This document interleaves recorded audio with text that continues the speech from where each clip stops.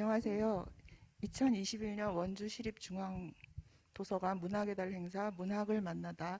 오늘은 이기호 소설가님을 모시고 초청 강연 들어보겠습니다. 사회를 맡은 저는 원주에 거주하고 있고 이성미 시인이라고 합니다. 반갑습니다. 예. 그럼 먼저 이기호 소설가님 다들 잘 아시지만 일단 한번 소개를 해보겠습니다. 일단 원주 출생하셨고요. 원주가 고향이시라고 합니다. 99년도에 현대문학의 단편소설 번일을 발표하면서 소설가로서 활동을 시작하셨고요. 현재 광주대 문예창작과 교수로 재직하고 있습니다. 멀리서 이제 오시느라고 고생 많으셨습니다. 그래도 고향이시고 부모님도 아직 계시고 이런 걸로 알고 있어서요. 소설집은 이제 단편 소설집은 최순덕 성령 충만기, 갈팡질팡 하다가 내 이럴 줄 알았지, 김 박사는 누구인가, 누구에게나 친절한 교회 오빠 강민호, 그리고 누가 봐도 연애소설 2020년도작이 있습니다. 장편소설도 여러 편 내셨는데요. 사과는 잘해요, 차남들의 세계사, 목양면, 방화사건 전말기가 있습니다. 그리고 가족이나 그 산문집 에세이집으로 3살 버릇 여름까지 간다를 쓰셨고, 각종 소설 중요한 상들은 다 받으셨는데요. 동인문학상, 이호석 문학상, 김승옥 문학상, 한국일보 문학상, 황순호 문학상을 수상하셨습니다. 이기호 소설가님은 원주에서 태어나고 자라기도 하셨지만 소설에서 원주 이야기를 쓰신 것도 많아서 이제 읽다 보면 익숙한 지명들도 나오고 이제 그래서 오늘 좀 친숙하게 뜻깊은 얘기 많이 들을 수 있을 것 같습니다. 오늘 주제는 우리는 왜 소설을 읽어야 하는가, 그걸로 얘기 먼저 시작해 보겠는데요. 먼저 이제 인사하시고 이기호 소설가님 강연부터 먼저 들어보겠습니다.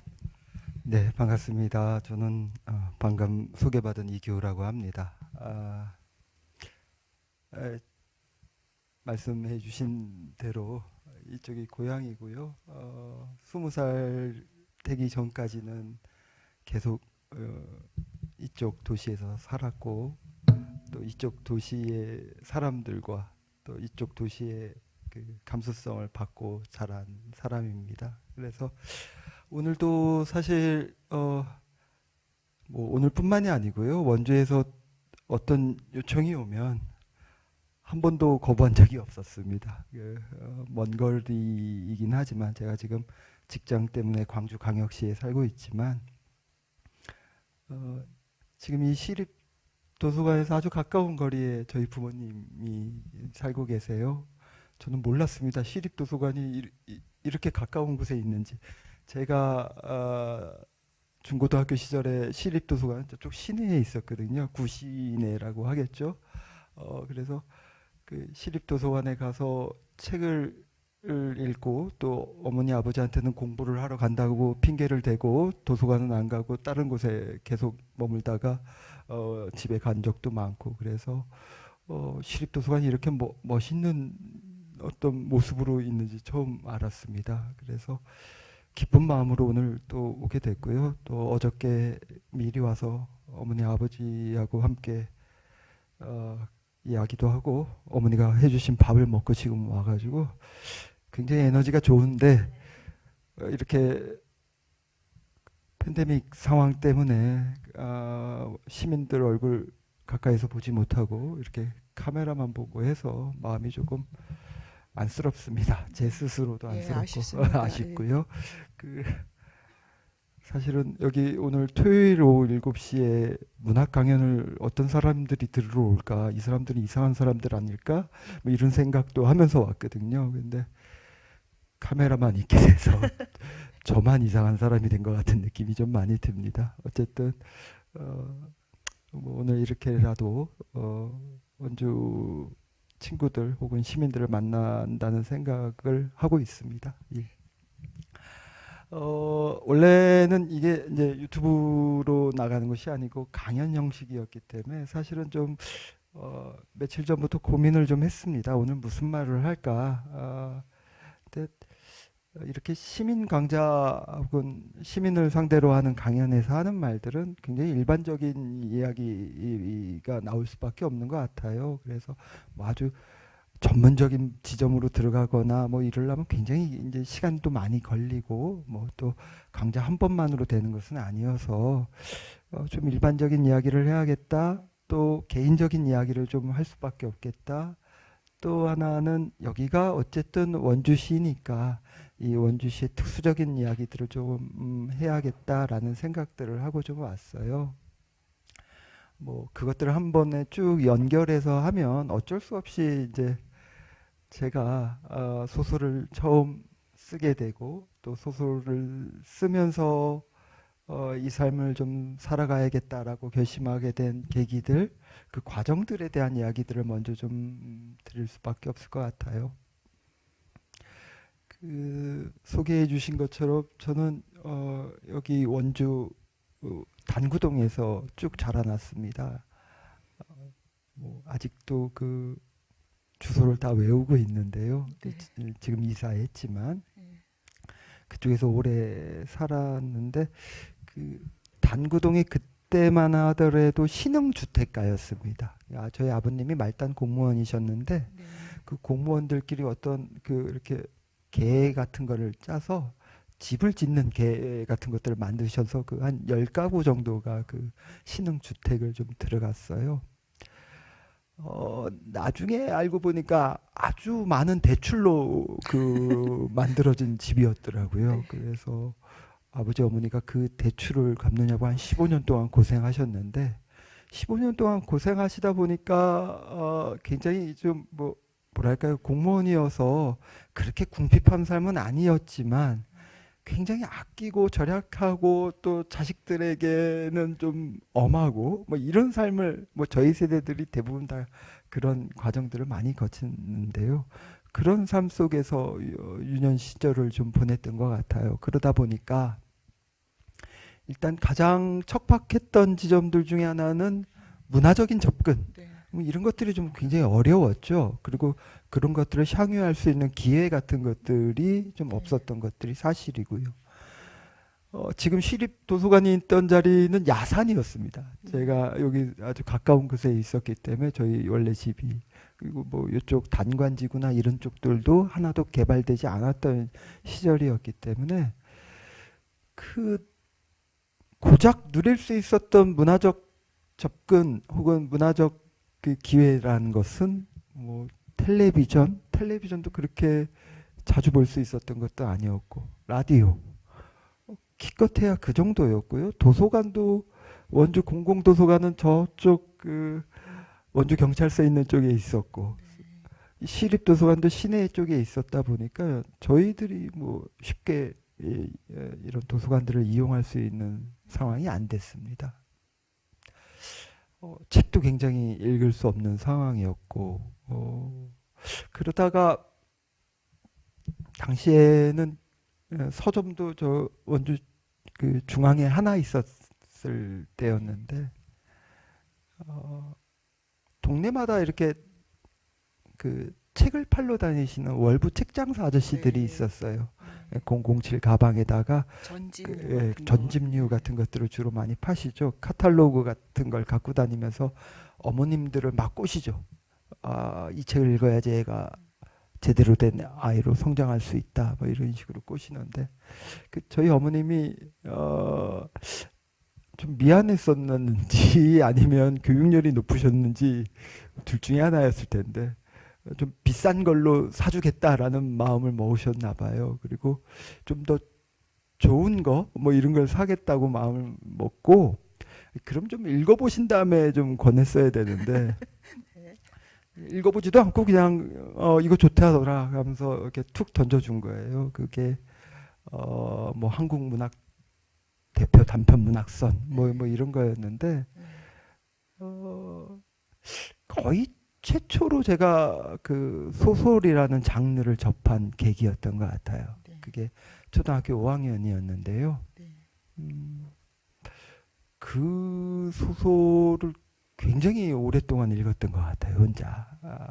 거기에 이제 초등학교 5학년 아이가 읽어서는 안 되는 내용들의 그렇죠. 소설들이 꽤 많았거든요. 맞아요. 네. 뭐 19금 소설 같은 것들이 꽤 네. 많았어요. 그러다 보니까 새로운 세계에 눈을 뜨고 그 소설로 또 너무 재미있고 또 친구들한테 이 내가 접한 이 새로운 장르를 어서 빨리 이야기해 줘야겠다는 그 어떤 불타는 어떤 그 우정으로 그 소설을 늘 친구들한테 가서 이야기해 줬던 것 같아요. 그러다 보니까 그 소설 전집을 졸업하기 전까지 정말 마르고 닳도록 거의 뭐 네. 한 권 정도는 100번을 넘게 읽었고 어떤 소설, 단편 소설은 첫 문장부터 끝 문장까지 다 외웠던 적도 있었으니까 굉장히 많이 읽었던 거죠. 그러니까 저희 어머님은 제가 그 책을 읽으면서 문해력이 높아지고 뭔가 국어 실력이 높아지고 뭔가 성숙한 어떤 인간으로 자라길 바라셨지만 다른 쪽으로 어떤 발전되고 발달되는 어떤 안 좋은 환경이 되었던 것 같아요. 근데 그게 제가 지금 왜 이런 얘기를 드리냐면 저는 혹은 일반인들이 갖고 있는 소설가에 대한 선입견 중에 하나가 소설가뿐만이 아니고 시인이나 다른 예술가들에 대한 선입견 중에 하나가 무언가 예술가들은 타고난 운명 혹은 타고난 재능에 의해서 어떤 태어난 것이다라는 선입견 같은 것들이 많다는 거죠. 그리고 어떤 유전적인 요소, 환경적인 요소 같은 것들이 아주 강력하게 작동을 해서 한 사람의 예술가를 만들어내는 것이다. 뭐 우리가 많이 봐왔던 그 전대의 그 혹은 뭐 중세의 혹은 전근대에 있었던 위대한 예술가들의 환경적인 부분들을 찾아보면 대부분 그런 경우들이 맞죠.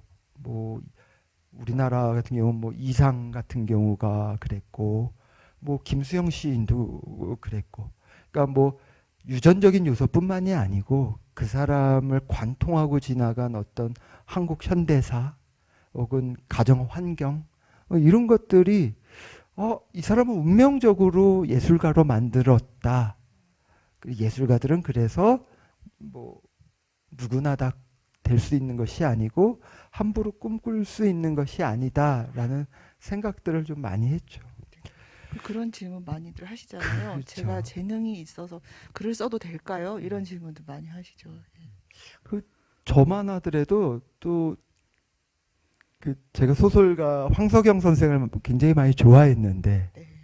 20살 시절에 황석영 선생의 그 일대기들을 이렇게 돌아보면 이거는 정말 소설을 쓸 수밖에 없겠구나. 뭐 만주에서 태어나서 뭐 한국 전쟁을 아주 직격으로 만나시고 그 다음에는 군부 독재 혹은 월남전 5.18 또 남북 문제 때문에 북한으로 넘어가고 또 거기에다가 독일에 넘어가 있을 동안에는 베를린 장벽이 무너지고 소설적 소재들이 이 사람을 향해서 계속 쫓아오는 것 같은 느낌들을 줄 때가 많아서 어린 시절에 황석영 선생을 소설을 읽을 땐 이것이 바로 살아있는 혹은 경험에서 우러나오는 문장들이구나. 나는 경험이 일천하기 때문에 소설을 쓰면 안 되는구나 라는 어떤 열등감 혹은 뭐랄까요 스스로 막 작아지는 느낌. 소설을 쓰기에 너무 평범한 인생 아닌가 뭐 이런 생각인 거죠. 저 뭐 아까도 말씀드린 것처럼 저희 아버님은 말단 공무원이셨고 어머님은 평범한 가정주부셨고 그렇게 막 궁핍하진 않지만 어쨌든 외관상으로 볼 때는 그 멀쩡한 집이 하나 있고 그 안에서 살아가고 있는 4인 가족 중에 막내였거든요. 사돈의 팔촌까지 다 따져봐도 예술을 하셨던 분도 한 분도 안 계세요. 저희 집안도 그렇습니다. 그래서 혹은 뭐 현대사를 관통한 집안의 내력이 있었던가 전혀 그런 것도 없이 아버님한테도 한번 그런 얘기를 한번 여쭤본 적이 있었어요. 저희 집에 무슨 혹시 좌익 운동을 하셨거나 월북하셨던 친척분들은 없었냐. 아버지 공무원 하는 거 보면 모르냐. 우리 집안은 대대로 권력에 굴종하면서 살아가지고 경기도 안성 이하로 귀향 가신 분도 한 분 안 계시다. 이것이 우리 어떤 가문의 전통이다. 그게 너무너무 절망적이었어요. 소설을 시작하고 잘 안 되고 뭐 이랬을 때 아버님하고 그런 얘기를 했는데. 그러면 도대체 난 왜 소설가가 됐고 어떤 지점에서 소설가로 만들어졌는가 이거에 대해서 스스로 자문하고 계속 그 질문을 던졌던 적이 많았는데요. 요즘 들어서 좀 생각하는 것들이 좀 있습니다. 이제 제가 어쨌든 그 소설가이면서 대학교에서 문예창작과라는 곳에서 학생들에게 소설을 가르치는 선생 노릇을 하다 보니까 이 친구들이 1학년 때 처음 들어와서 글을 쓰거나 혹은 소설을 써서 저한테 갖고 오면 차마 눈 뜨고 볼 수 없는 수준이에요. 흑사병 수준의 문장으로 아이들이 소설을 써옵니다. 그래서 소설을 읽는 게 아니고 무언가를 번역하고 뭔가 해석하는 느낌으로 그 친구들의 그 소설들을 읽어 나가요. 근데 이 친구들이 그럼에도 그 소설을 계속 부여잡고 쓰고 쓰다 보면 그렇게 해서 4학년 졸업할 때가 되면 정말 놀라운 수준으로 향상하게 됩니다. 어쩌면 물론 운명적으로 예술가로 키워지고 만들어지는 사람 혹은 태어나는 사람들도 있는 반면에 이렇게 무언가 소설이라는 장르는 그 시간만큼 물리적인 시간을 들인 만큼 그 문장이 좋아지고 또 소설가로 만들어질 수 있다라는 것이 저의 요즘의 결론이고요. 그 결론이 굉장히 타당한 게요. 제 동료 작가들을 만나보면 소설가들이 이렇게 소설을 쓸 때 일필휘지로 뭐 여기 선생님도 마찬가지시겠지만 시인도 마찬가지시겠지만 일필휘지로 첫 문장부터 마지막 문장을 쓰고 마침표를 딱 찍는 것이 아니고 소설가의 초고는요. 이런 말 하기 좀 창피하지만 쓰레기 같은 존재예요. 제가 써고도 어쩜 이렇게 못 썼지? 뭐 이렇게 스스로 막 얼굴이 부끄러워질 정도의 수준이 나옵니다. 소설가들도 마찬가지. 저도 나름대로 22년 차 소설가인데 그럼에도 소설가들의 초고는 그 누구나 눈 뜨고 볼 수 없는 형국이 될 수밖에 없다. 그런데 독자들이 만나는 소설은 그렇지 않잖아요. 그러니까 어느 소설가들이라 다 비슷비슷할 것 같은데요. 저희는 소설가란 끊임없이 고치는 자인 것 같다라는 생각을 많이 합니다. 그러니까 제가 제 책이 나오게 되면 그 다음부터 그 책을 안 들여다보거든요. 쳐다도 안 봅니다. 꼴도 보기 싫어요. 왜 꼴도 보기 싫은가 하면 너무 많이 봤어요. 이게 좀 비유적인 표현이 아니고요. 실제로 그런 경험도 했는데요. 토가 나온 적도 있었습니다. 그러니까 이 소설을 너무 많이 봐서 지치고 지칠 때까지 보고 또 그것들을 출판사 편집부 선생님들이 또 한번 몇 번을 다시 검토를 하시고 서로 의견을 나눈 끝에 나온 결과물이 그 소설책인 거죠. 그러니까 소설이라는 것은 오래 만지고 건드릴수록 더 좋아지는 습성이 있는 것 같아요. 자, 그렇다면 이것이 그냥 어떤 운명적인 혹은 재능의 영역보다도 내가 지금 얼마나 실천하고 있고 얼마나 노력하고 있고 이것 얼마나 오랜 시간 붙잡고 있느냐, 그게 소설가들의 어떤 운명을 만들어내는 거라고 저는 생각하고 있습니다. 그래서 그런 생각을 하게 되면 그나마 스스로 좀 희망을 갖게 돼요. 나 재능이 없다 하더라도 나 운명적으로 그런 것들이 아니라 할지라도 내가 그렇다면 더 많은 시간을 이것들을 쏟아붓지 뭐. 그러면 뭔가 소설이 나오지 않을까? 이런 희망 같은 것들이 생길 때가 많아서 슬럼프에 빠지거나 혹은 소설이 갈 길을 잃을 때나 대부분 그런데요. 대부분 그런 시간들을 보내고 있는데 그럴 때 그냥 중얼중얼 그런 식으로 스스로에게 다독이는 어떤 말들을 해줍니다. 네.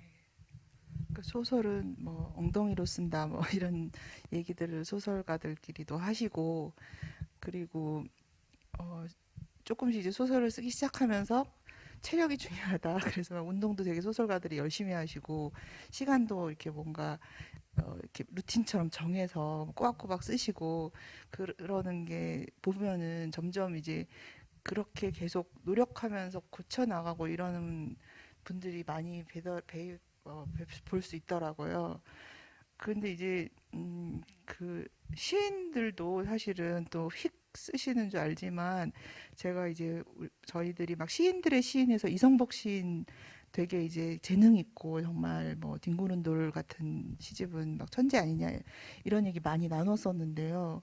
제가 어디서 들은 걸로 이성복 시인이 첫 시집을 내기 전에 시를 4,000편을 쓰셨다고 하더라고요. 그래서 400편도 아니고, 그 다음부터는 시인에 관해서도 이게 그러니까 얼만큼 계속 더 생각하고 고치느냐 이제 이런 문제인 것 같아요. 그래도 어쨌든 조금 계속 쓰시다 보면 좀 조금씩 짧아지겠죠? 그 고치는 시간이. 네, 안 그런가요? 제가 이제 드리고 싶었던 말씀 중에 하나는 저는 늘 이런 자리에서 독자들 만날 때 저희 궁극적인 어떤 소설 쓰기의 목표 중에 하나는 만인이 작가다라는 생각들을 좀 갖고 있어요. 제 독자들도 제 소설책을 읽고 같이 소설을 써봅시다라는 것이 제 솔직한 심내 중에 하나예요. 그러니까 이런 말씀 드리는 것 중에 하나는 소설가에 대해서 혹은 소설에 대해서 그렇게 커다랗게 환상을 가질 필요도 없고 거부감을 가질 필요도 없고, 또 하나는 소설이라는 것이 굉장히 접근하기 쉬운 예술 장르예요. 어떤 차원에서는. 그러니까 우리가 음악이나 미술 혹은 조각이나 뭐 판소리 뭐 이런 것들과 한번 비교를 해보면, 영화하고 연극, 그런 다른 장르의 예술들은 어떤 일정한 수준까지 올라가기까지는 전문적인 교육 네. 과정과 기간을 좀 거쳐야 돼요. 그렇죠. 기술적인 그 것들. 기술적인 어떤 과정들을 거쳐야 되고, 또 하나는 어떤 뭐 장비 같은 것들도 많이 필요하죠. 근데 그런 것들과 비교해서 문학은 사실은 그런 것들에서 굉장히 좀 자유로운 장르죠. 그 제가 예전에 그 영화과, 대학교에 있는 영화과 친구들에게 그 한 3년 동안 강의를 나간 적이 있었어요. 그 친구들도 글쓰기가 필요했던 친구들이어서 그 한예종 친구들, 영화과 친구들한테 글쓰기 강사로 3년 동안 서울에서 했는데, 이 친구들은 4년 졸업할 때 되면 단편 영화를 찍어야 됩니다. 15분짜리 단편 영화를 찍어야 되는데, 15분짜리 단편 영화를 찍는 것이 말이 15분이지 이게 쉬운 일이 아니에요.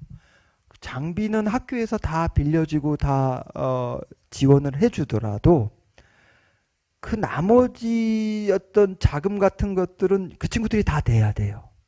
그러다 보니까 뭐 대학생들이 돈이 어디 있어요. 막 4학년 여름 방학 때 막 알바로 공사 현장에 가서 그 막노동 같은 것들을 하면서 그 막 몇백만 원 모아서 겨우 연기를 할 수 있는 친구들이 없으니까 지 친구들 다 데려다가 발연기의 끝판왕 같은 것들을 보여주는 그런 영화를 찍습니다. 시나리오는 괜찮은데 연기가 너무 형편없는 단편 영화들이에요. 저건 내가 들어가서 연기를 하고 싶은데 뭐 이런 마음이 들 정도예요. 근데 어떤 친구들은 좀 아버지가 부자인가 봐요. 아버지가 막 성형외과 의사 뭐 이런 분들이, 아들이 나 졸업작품으로 영화 만들어야 돼 라고 하니까 그 아버지가 몇 천만 원을 이렇게 훅 주더래요. 그 친구는 대학로에 가서 연극 배우들을 섭외해서 영화를 찍었어요. 시나리오는 이 막노동했던 친구가 훨씬 좋은데 막상 영화적 완성도는 이 3천만 원 정도 들은 친구가 훨씬 뛰어난 거예요. 그래서 이 좌절하고 있는 이 막노동했던 친구한테 그러지 말고 소설로 넘어오는 게 어떠냐. 우리는 A4지 한 권이 한 5천 원 정도 하는데 이걸로 한 2년을 쓸 수 있다. 이런 얘기들도 우스갯소리로 했던 기억이 있을 만큼 소설이란 것이 그만큼 접근성이 좀 수월하고요. 또 하나는 지금 이게 일본에서 일어나고 있는 현상이기도 하고요. 또 좀 서구 유럽에서도 많이 일어나고 있는 현상 중에 하나인데요. 나이가 들어서도 계속 할 수 있는 장르이기도 합니다. 그렇죠. 퇴직이 없죠. 그렇죠. 퇴직도 없고 물론 좀 뭐 체력적인 지점들도 분명히 있을 수는 있지만 그 일본에서 얼마 전에 이제 신인 작가들을 뽑는데 70세 할머님이 되신 적도 있고요. 우리나라도 몇 년 전에 뭐 몇 년 전이라고 할 필요도 없고요. 뭐 얼마 전 신춘문예에는 68세 분이 어르신이 한 분 되신 적이 있고 저쪽 장평공무에서도 전주 쪽에 계시는 72세 이분이 되신 적도 있고요. 네. 그러니까 이름을 가리고 나이 가리고 이야기로만 자기 이야기로만 자기 문장으로만 사람들에게 선택을 받는 장르인 거죠. 그래서 저는 또 요즘은 예전과 다르게 예전에는 굉장히 책을 내는 것이 어렵고 또 그러한 지면을 얻는 것도 굉장히 그 제한이 되어 있었던 시대였지만 지금은 누구나 다 책을 낼 수도 있는 상황이고 또 독립출판이라는 것도 충분히 저는 훌륭하다고 생각하고 있거든요. 그래서 자기 이야기들을 써보는 것들 그것이 소설가의 시작이다라는 생각들을 많이 합니다. 실제로 제가 처음에 소설가라고 등단을 하고 초기작을 쭉 써 나갈 때는 그 대부분 제가 겪었던 경험담에서 시작했을 때가 많아요. 네. 그래서 당연히 그 소설의 배경이 되었던 도시는 원주였죠. 네. 이쪽이 이제 친근하니까. 그러니까 소설가에게 굉장히 중요한 것 중에 하나가 이 공간에 대한 인식인 것 같아요. 네. 조금 이따가 제가 더 부연해서 말씀을 드리겠지만 소설가라는 사람들은 자기가 이 공간에서 어떤 위치를 차지하고 있고 얼마만큼의 공간을 점유하고 있는가 이런 것들을 객관적이고 정확하게 인식하고 있는 것들이 굉장히 중요해요. 네. 우린 대부분 모르죠. 자기가 이 공간에 굉장히 무게 중심에 와 있고 자기가 이 공간의 그 핵심이라고 생각하면서 살 때가 많아요. 저만 해도 이제 집에 가면 저희 와이프하고 아이들이 있잖아요. 그러면 뭔가 내가 이 집을 살 때 혁혁한 공을 세웠고 내가 지금 이 집을 운영하는데 내가 굉장히 많은 힘을 들이고 있으니까 이 집의 중심은 나야 라고 오해하고 착각할 때가 많죠. 근데 그렇지 않거든요, 사실은. 거기에서의 그 가족하고도의 그 거리 그런 것들이 굉장히 중요합니다. 그것들이 소설가를 만드는 핵심 중에 하나인데 그러기 때문에 이 사람이 과연 어떤 공간에서 태어나서 자라고 이 사람한테 환경을 미쳤는가 이게 굉장히 중요한 것 같아요. 네. 근데 저한테는 그곳이 이곳 예. 원주였던 것이죠. 네. 저는 원주에 한 2008년 9년에부터 원주에 살게 되었어요. 그 시내는 아니고 신림 쪽으로 이제 시골 쪽에 살고 있는데 원주에 오기 전에 제가 원주통신을 읽은 것 같아요. 박혜경 선생님 토지, 네, 룸살롱 토지 뭐 이런 거 식당 토지 뭐 여러 가지 나오는 굉장히 인상적으로 읽었었거든요. 그러고서 이제 차남들의 세계사 같은 걸 보면 그 후에 이제 제가 원주를 좀 알게 되면서 지명들이 구체적으로 이제 나오고 있고 그게 되게 원주에 사는 사람으로서 다른 소설을 읽을 때와 굉장히 제가 다른 느낌을 좀 갖게 되더라고요.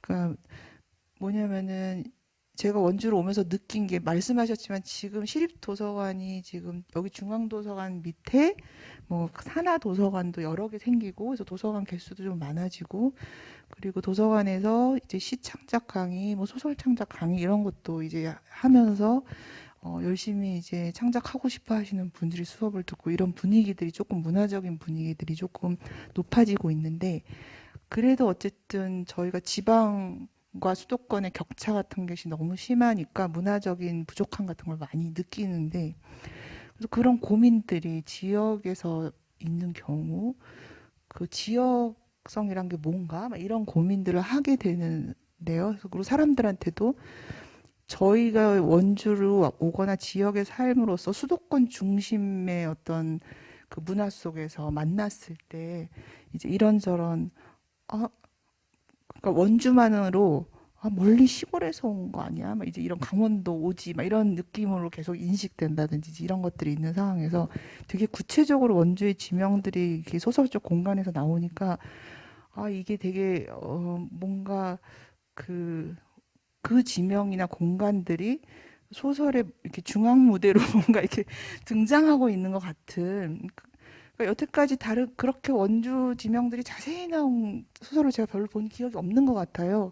근데 뭐 거기서 뭐 시장, 경찰서, 뭐 그다음 여러 가지 것들 지금 변한 부분도 있지만 기록도 되고 이렇게 환하게 펼쳐지는 어떤 새로운 소설적 공간으로 어, 이렇게 등장하는 그런 느낌이 좀 들었었거든요. 그래서 지금 공간이 되게 중요하다라고 얘기하시니까 그 공간에 대해서 조금 더 설명을 해주시면 좋을 것 같습니다. 그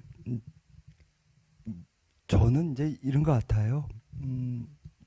제가 아까도 말씀드린 것처럼 제가 원주 단구동에 살았는데 제가 어린 시절에 느꼈던 이 원주라는 도시의 이미지가 굉장히 잿빛과 회색과 뭐 이런 것들로 둘러싸인 도시였어요. 그 당시에는 뭐 건물의 양식들이 그래서 그럴 수도 있는데요. 더 큰 이유 중에 하나는 제가 가장 많이 봤던 건물들이라는 것이 군대 막사였어요. 이쪽이 원주가 군사 도시로 유명했던 곳이고 그러다 보니까 이 도시에는 굉장히 그 제가 어렸을 때는 전학을 가는 친구들이 너무 많았던 거예요. 전학을 오는 친구들도 많고 전학을 가는 친구들도 너무 많았어요. 그 왜냐면 부대가 이동하는 아버님이 그 부모님이 계속 뭐 전출 가시고 뭐 이러다 보니까 군인들은 이동이 잦잖아요. 뭐 거기다가 이쪽 원주에서 뿌리박고 살았던 대대로 뿌리박고 살았던 분들 숫자들보다 외부에서 이렇게 유입되셔서 이쪽에서 터를 잡으신 분들이 굉장히 많았어요. 또 그것이 이 도시의 성격이 되었던 것 같기도 해요. 그러다 보니까 그것이 장점으로 작동됐던 지점들도 분명히 있었던 것 같아요. 이 원주라는 도시가 그러니까 어떤 도시처럼 어떤 다른 도시들처럼 한 곳에 탁 뿌리 박혀서 사람들의 이동도 잦지 않고 그 사람들끼리의 어떤 커뮤니티가 아주 강건하게 만들어지는 도시가 있는 반면에 원주는 계속 인구가 변하는 거예요. 사람들이 변하다 보니까 새로운 생각을 가지고 있고 새로운 사상을 가지고 있는 사람들이 그만큼 많이 더 이 도시에 유입이 돼서 사실 이 도시가 1970년대, 80년대 어떤 민주화의 기반이 되었던 인물들이 다수 태어나고 이쪽에서 활동하게 된 근거에는 그러한 새로운 인물들 혹은 인구들의 유입 같은 것들이 굉장히 많이 작동을 했다는 거죠. 근데 저는 내가 어렸을 때 그런 것들에 대해서 무슨 영향을 받았겠어라고 생각을 했는데 조금 지나다 보니까 그 대표적인 사람 중에 1번이 박경리 선생이었어요. 토지를 쓴 박경리 선생이 저희 동네로 이사를 왔습니다. 그러니까 제가 살고 있는 동네에서 아주 그러니까 도로 하나를 건너면 박경리 선생님이 옛 집이 박경리 선생님이 있었고 이규 선생님보다 늦게 원주로 이제 그렇죠. 오신 박경리 선생님은 1980년대 80년 81년에 원주로 처음 이주를 오셨는데 왜 오셨냐면 그때 당시에 원주교도소의 그 사위였던 김지하 선생이 수감이 되어 있어서 그 옥바라지 하러 오셨거든요. 그러다 보니까 저는 박경리 선생님이 어렸을 때는 그렇게 위대한 소설가인지 모르고 자랐던 거죠. 동네 할머니였던 거죠. 그리고 저희 어머니한테도 아주 성격이 아주 이상한 그 동네 구멍가게 아주머니하고 한번 박경리 선생님이 대판하셨던 모양이에요. 근데 박경리 선생님이 좀 까칠하셨거든요. 근데 그 까칠하셨던 이유도 이제 좀 이해가 되죠. 하나밖에 없는 사위가 지금 옥에 갇혀 있고 뭔가 이 현실적인 상황 같은 것들을 정통으로 지금 겪고 계시는 상황이셨는데 뭐 성격이 인자했겠어요 그때. 아마 선생님의 성격이 인자해지기 시작한 것은 토지가 끝난 다음부터 인자해지신 것 같아요. 그런 선생님의 동네에서 자라나는 것이 어떤 영향을 미쳤냐면 나중에 그냥 중고등학교 됐을 때 제가 아마 그쯤 됐을 때 박경리 선생님이 누구라는 걸 최초로 인식하게 되었거든요. 아, 소설가라는 사람들이 보통 사람들은 아니구나. 그리고 우리 동네에 저렇게 위대한 분이 살고 계시는구나라는 것들이 저한테 어떤 것들을 결정짓게 하는데 나도 글을 써볼까? 뭐 이런 감정을 갖게 하는데 굉장히 중요하게 작동을 했고요. 그 감수성에. 또 하나는 저 원주에서 이런 말씀 드려도 되는지 모르겠지만 원주에서 고등학교를 다녔는데 그때만 하더라도 군사 정권 시절이었어요. 전두환 정부 시절이었는데 그러니까 뭔가 표현의 자유 뭐 이런 것들이 굉장히 억압되어 있던 시절이었죠. 근데 고등학교 때 어떤 수련회를 갔는데 천주교 신부님들을 만났어요.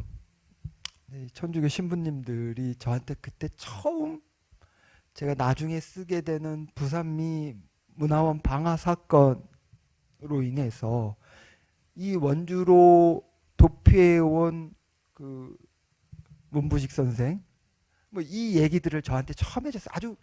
아주 비밀스럽게 아주 비밀스럽게 저희 반 친구들한테 너희들이 지금 있는 곳이 바로 그곳이야 뭐 이라고 하면서 얘기를 해줬는데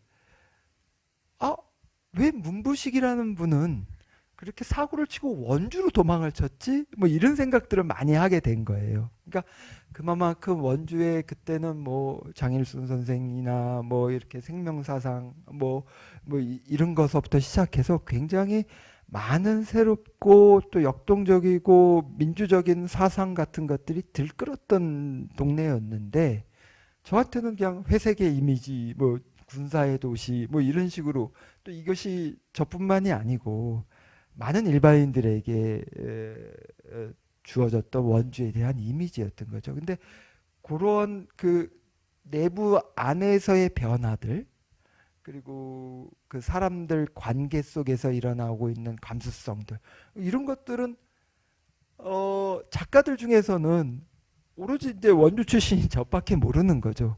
제가 제일 잘 쓸 수 있는 거죠.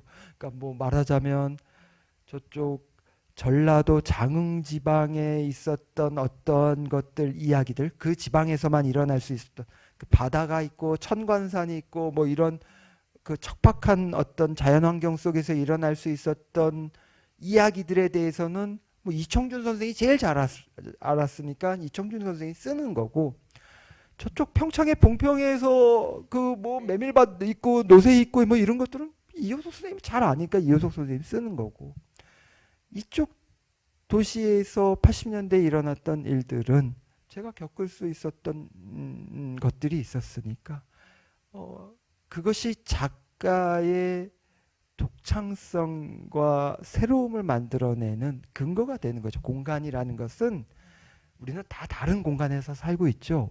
아파트라고 하더라도 다 다른 공간과 다른 환경 속에서 자라나고 있는데 그런 공간과 환경이 한 작가의 독특함과 차별성을 만들어내는 것 같아요. 그래서 괜히 제가 여기 광주광역시에서 학생들을 가르치고 있는데 저희 20살, 21살 이 친구들이 소설 쓰라고 하면 자꾸 작품의 공간이 강남 가로수길이에요. 네. 얘는 막 목포에서 왔고 막 저기 벌교에서 왔던 애인데 네. 너 왜 이렇게 강남 가로수길을 쓰냐? 썼다 하면 가로수길이니까. 네. 선생님 저 여기를 한번 가봤는데 너무 좋더라고요. 그래서 여기를 계속 무대로 삼아서 여기가 젊음의 공간 아닙니까? 뭐 이렇게 얘기를 하는 거예요. 제발 목포의 얘기 쓰고 벌교의 얘기 써라. 그게 너에게 너의 문학의 시작이 될 수 있다. 그 얘기들을 지금도 많이 합니다. 우리가 어떤 위대한 작가들의 소설들을 만나보면 뭐 아일랜드 더블린을 우리가 어떻게 알겠어요. 한 작가의 소설 때문에 그 더블린이라는 도시를 우리가 체험할 수 있는 거고 우리가 인도의 붐바이를 어떻게 알겠어요. 그것 또한 한 작가가 그 도시를 생생하게 또 그 도시에서만 일어날 수 있는 어떤 이야기들을 우리에게 계속 들려주기 때문에 우리가 그 도시에 대해서 머릿속으로 그려보고 상상하게 되고 또 그 도시에 사는 사람들을 그려보게 되는 어떤 효과들은 있는 거거든요. 그래서 저는 제 문학적 자산 중에 굉장히 중요한 것들 중에 하나가 바로 이 원주라는 공간이었던 것 같습니다. 예, 되게 원주에 계신 분들 잘 들으셨죠? 예, 그 제가 시 쓰는 걸 원주 시민 분들한테 가르치실 때, 그러니까 말씀하신 것처럼 여성분들은 이제 아이 다 키우고 그 중간에 못 쓰다가 이제 아이 다 이제 성장해서 어른이 된 후에 이제 그동안 참았던 걸 쓰기 시작하시는데 그 재능이 이제 묻혀있던 분들이 많이 있어가지고 되게 또 열심히 잘 쓰시는 분들이 많은데 거기서 뭐 불온에 가서 어떤 느꼈던 거라든지 갑자기 마음이 산란해서 휙 버스를 타고 불운에 갔다든지 아니면 자기 집에서 이렇게 언덕을 내려가면 있는 어떤 슈퍼의 얘기를 써올 때가 있어요. 그래서 제가 너무너무 이 원주적인 어떤 지역적인 이 자기 세대와 자기 공간의 목소리 담는 게 되게 너무 좋아 보이고 그랬었거든요. 그래서 지금 말씀하신 그 공간이나 이런 거의 중요성, 그게 작가의 자기의 일종의 시그니처나 자기 그 특징을 구성할 수 있다. 이제 그런 말씀이신 거예요. 근데 이제 한 가지 좀 조심스러운 것 중에 하나가 예. 저도 겪었던 실수 중에 하나인데 그 이제 공간 중요하고 또 자기가 태어났고 자랐던 공간들을 작품의 배경으로 쓰라고 했더니 뭐 예를 들면 치악산을 보면서 치악산 막 이렇게 하면서 뭐 막 치악의 높은 전기 막 이렇게 하면서 네. 써요. 예. 다 좋은데 그때 내가 치악산을 바라볼 때 저 치악산을 바라보는 게 아니고 저 치악산에 빗댄 자기 자신을 써요. 그렇죠. 맞아요. 근데 그렇게 되면은 치악산도 못 쓰고 자기 자신에 대해서도 잘 못 쓰는 꼴이 돼요. 네. 그러니까 철저하게 아까 제가 처음에 얘기해 드린 것처럼 그렇게 해서 우리가 그 공간에서 내가 점유하고 있는 위치, 자리가 어느 정도인가를 우리가 객관적이고 정확하게 바라보는 것이 중요하다. 내가 원주라는 곳에 있어서 원주에 대해서 쓰면 거의 어떤 사람들은 자기가 원주의 왕자로 써요. 그러면 안 되는 거예요. 원주를 다스리고 책임지는 사람으로서 쓰죠. 그러니까 그것들을 극복하기 위해서 우리에게 중요한 것은 공부의 영역인 것 같아요. 내가 이 원주에 대해서 얼마나 자료를 많이 공부하고 파악하고 그것들을 통해서 그 이야기들을 만들어내는가, 이게 중요한 건데 내가 겪었던 것들, 경험한 것들 그것 위주로 쓰면 그냥 원주 위에 자기가 있는 거죠. 그러면 그건 구태여 원주일 필요가 없는 거예요. 그렇죠. 다른 거로 바꿔도 상관없어지는. 제가 이 작가가 자기 이야기 소설 이야기하는 게 굉장히 좀 힘든데 그래도 어쩔 수 없이 하다 보면 제가 두 번째 장편이 차남들의 세계사라는 장편을 냈는데 그게 이제 아까 좀 전에 말씀드린 것처럼 이 원주가 배경이고 심지어는 지금은 없어진 택시 회사인데 안전 택시 회사 이야기가 나오고 단구동 이야기가 나오고 아까 말씀드린 것처럼 그 부산 미 문화원 방화 사건의 주범이 원주로 와서 뜻하지 않게 그 일들과 연루되어서 수배가 된 어떤 사람에 대한 이야기를 썼어요. 그게 6년이 걸렸거든요. 딱 네. 책 한 권 만들고 자료를 쓰기 시작하고 뭐 자료 구구하고 중간에 한번 넘어지고 뭐 이런 과정들에 걸렸던 시간이 6년인데 그 6년의 시간 중에 거의 5년 3개월이 자료를 보고 읽고 어디서 구해오고 뭐 이랬던 시간이었던 것 같아요.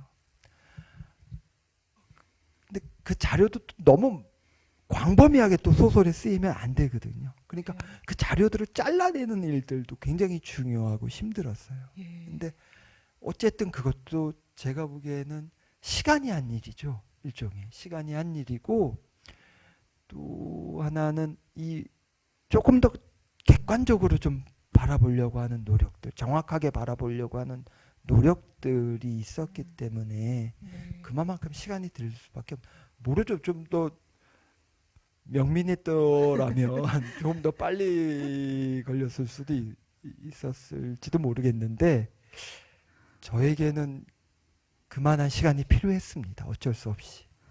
그럼 거기 나온 그 원주 봉산동에 있는 안기부의 안가라든지 뭐 여러 가지 기사라든지 이런 걸 보면 아, 이거 어떻게 다 자료를 찾으셨을까? 뭐 이제 물론 이제 스토리상 가공도 있겠지만 어떤 부분은 너무 구체적이어서 아, 이건 실제 있는 어떤 기록적으로 자료를 조사를 많이 하신 것 같다 생각이 드는데 그런 취재나 이런 것도 어떻게 하셨나요? 나는 이제 작가가요. 제가 만약에 1980년대에 대해서 쓰면 거기에 대해서 쓰는 것이 아니고 그 안에서 들어가서 써야 되는 게 맞거든요. 그러려면 철저하게 그 시절의 어떤 감수성 같은 것들을 가장 많이 받아들여야 되는데 이게 영업 비밀 중에 하나인데요.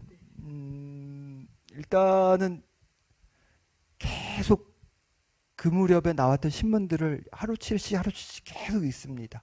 광고부터 시작해서 그때 나왔던 부음 기사부터 시작해서 계속 끊임없이 읽어 나가면서 그냥 거의 그 시절에 거의 물들다시피 하고 그 내가 만들어낸 그 인물의 어떤 가장 근접한 지점까지 가도록 노력을 할 수밖에 없어요.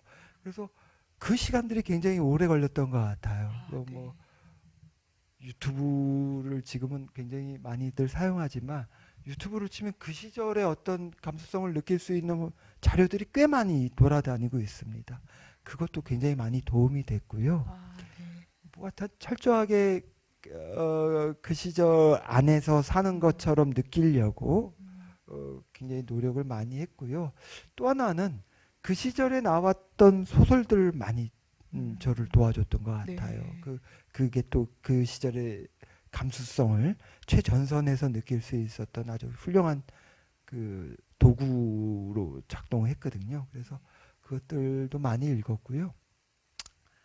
그 이런 말 들으면 좀 미안하기도 한데 원주시에서 나오는 연감 같은 것들이 좀 있습니다. 이게 참 공무원들이나 보지 누가 일반 시민들은 그런 거 하나 받아가면 라면 받침으로 쓰거나 이게 너무 무거워가지고요. 컴퓨터 모니터에 이렇게 밑에 놓으면 이렇게 눈높이하고 맞는 정도 뭐 이렇게 되는 두꺼운 책이거든요. 그런 것도 저한테는 아버님이 좀 구해 주셔가지고 네. 훌륭한 도움이 됐습니다. 그래서 어쨌든 작가에게 좀 필요한 것들은 자기 자신을 중심에 두지 않고 이야기를 중심에 두려고 하는 작가라면 또 그 공간을 굉장히 그렇게 해서 그 공간으로부터 주제의식 같은 것들이 저절로 나오게 만들려면 작가는 그만큼 공부하고 자료를 많이 찾아보는 이 발로 뛰는 어떤 일들을 좀 많이 해야 된다. 우리가 지금도 집에 앉아 있으면 구글링을 하면 많은 자료들을 찾을 수 있죠. 근데 그 자료들로만으로는 좀 한계가 있다는 거예요. 조금 이런 만약에 내가 원주 얘기를 쓰면 구글에 들어가면 위성 지도로 여기 거리 뷰 다 볼 수 있고 다 할 수 있지만 그거와 실제와의 차이는 좀 다르다는 거죠. 그 정도의 취재는 우리에게 필요하다. 시간이 좀 지나고 아무리 기기가 발전이 되었다 하더라도 작가의 발은 여전히 그대로다라는 것들이 저는 그런 것들을 좀 믿고 있는 편입니다. 네. 정말 엄청난 조사와 그 시절의 문화와 사고를 재현하는 인물을 만들기 위해서 노력을 많이 하신 것 같습니다. 제가 어느 소설가의 작업실에 가니까요, 장편을 쓰고 있다고 하면서 자기 장편 무대에 지도를 그려놓은 거예요. 여기 횡단보도가 있고 이 건물에서 뭐가 진행되고 길을 건너면 뭐가 있고, 그래서 제가 그걸 보고서 저렇게 한 도시를 자기가 만들어서 선명한 공간적인 그런 걸 갖고서 쓰는구나, 좀 감탄한 적이 있어요. 저희 시인들은 그렇게 잘 안 써서. 예. 그래서 제가 시인들을 굉장히 부럽고 부러워하고 또 존경하기도 하는 게, 제가 예전에도 시인분들하고 몇 분하고 굉장히 친한 적이 있었는데 소설가들은 술을 잘 못 마십니다. 시간이 없으시죠? 그것도 그렇고 술을 마시면 다음날 작업에도 영향을 미친다라고 생각하는데, 그 어떤 시인분은 술을 좀 드시고 시를 쓰시면 좀 더 낫대요. 그리고 나서 다음날 그렇게 고칠 수도 있고 하니까. 소설가들은, 저도 한번 예전에 그래서 술을 진탕 마시고 들어가서 소설을 써야지 하면서 소설을 썼는데, 정말 이게 무슨 암호를 내질러 놨는지 알 수 없는 어떤 그런 기호들 천지여가지고 놀랬던 적이 있습니다. 소설가들 중에 그런 분들 많죠. 지도를 그려놓고 거기에서 그 안에 들어가서 사는 사람들이 많습니다. 제가 그런 것 때문에 요즘 좀 힘든데요. 사실 개인적인 토로를 하자면, 말하자면 제가 아까 말씀드린 것처럼 제가 사람들의 세계사 하면 그 80년대의 인물 안으로 깊숙이 들어가야지만 이 사람의 이야기를 써낼 수 있는데, 저는 다음날 출근을 해야 되잖아요. 저는 학교에 출근을 해야 되고, 또 아이가 3명이 있거든요. 아직 어린 아이들이 3명인데 와이프 혼자 이 친구들의 육아를 독박시킬 수는 없잖아요. 그러다 보니까 제가 해야 할 영역들이 있습니다. 집에서. 막 지금 소설에서는 막 애가 안기부에 끌려가서 고문당하고 있고, 막 물고문을 당하고 있고, 불어라 막 만에 불어라 막 이러고 있는데, 집에 가서 오늘 부대찌개를 할까, 저녁은 제가 담당하거든요. 뭐 마라탕을 할까, 뭐 이런 어떤 그 전환 같은 것들이 굉장히 힘이 든 거예요. 그리고 또 학교에 가서는 어쨌든 학생들을 가르치는 교육자의 신분이다 보니까, 아무리 소설을 가르친다 하더라도 교육이라는 것은 무언가 이 시대의 가치 같은 것들을 쫓아갈 수밖에 없는 거거든요. 뭐 일종의, 아주 심하게 말하면 국가가 정한 방향성을 그대로 따라가는 것들이 한 나라의 교육의 방향성이기도 합니다. 그것들을 고스란히 체험하고 학교에서는, 또 집에 가서는 얘를 채찍으로 고문을 하네, 전기를 뭐 이렇게 고문을 하네, 그러고 있단 말이에요. 그 전환이 쉽지 않다는 거죠. 제가 지금도 제일 부러워하는 사람들 중에 한 분들은 전업으로 글을 쓰는 분들이에요. 이혼해서 혼자.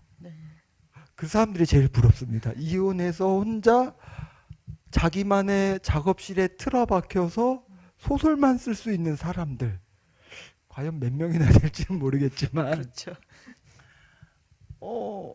예전엔 이 전환이 어려워서 방학 때 주로 글을 쓰고 학기 중에는 자료를 모으는 일들을 좀 많이 했어요. 근데 그것도 좀 한계가 좀 있더라고요. 그래서 요즘은 좀 방법을 좀 다르게, 뭐 이렇게 퇴근하고 집에서 아이들과 함께 생활을 한 다음에 다시 글을 쓰러 일부러 작업 공간을 따로 만들어 놨거든요. 거기에 가서 30분이든 1시간이든 잠을 자는 거, 그렇게 해서 전환을 만들어내는 거, 뭐 이런 식으로 방식을 좀 바꿨어요. 네. 그러니까 제가 해보니까 이제 일반 독자분들이 나 소설을 쓰고 싶은데 잘 안 돼요. 당연한 겁니다. 자기만의 공간, 그렇죠. 자기만이 오로지 거기에 몰입할 수 있는 시간들 이런 것들을 확보해야 하는데 우리 막 7시 30분까지 막 출근 준비를 또 해야 되고 일어나서 언제 소설을 써요? 그러다 보니까 그냥 유튜브 같은 거 15분이니까 그거나 보고 있는 거죠.